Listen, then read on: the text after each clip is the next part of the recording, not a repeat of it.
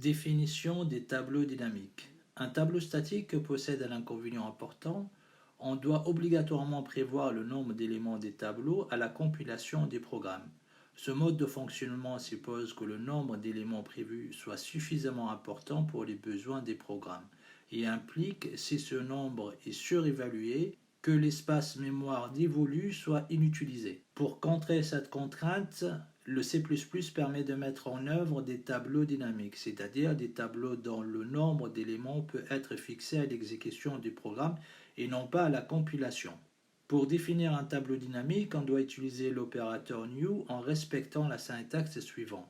Pointeur est égal à new, type, entre crochets, nombre. Type désigne un type du langage et peut correspondre au type primaire du C++ ou tout type que nous avons créé au préalable, type structure, classe, etc.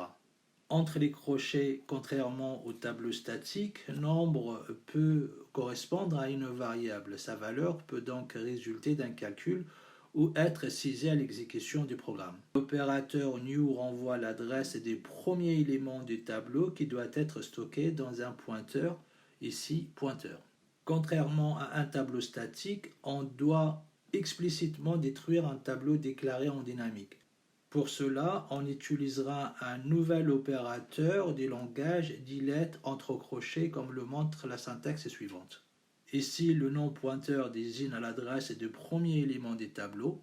Pour information, on doit obligatoirement utiliser l'opérateur delete entre crochets pour détruire un tableau dynamique. Si on emploie l'opérateur delete, on ne libérera pas tout l'espace mémoire associé au tableau. Le code suivant montre la définition d'un tableau dynamique de variable entière, init.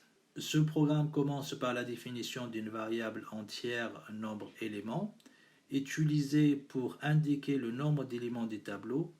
Ce dernier est déclaré comme un tableau dynamique d'entiers. Le pointeur p nombre est initialisé avec l'adresse du premier élément des tableaux. Il est ensuite utilisé dans le cadre de deux boucles qui permettront de respectivement d'attribuer une valeur et d'afficher chaque élément des tableaux.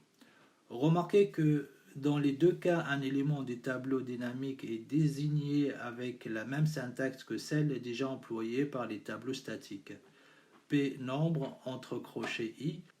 Ce tableau pointé par p nombre est détruit avec l'opérateur delete entre crochets.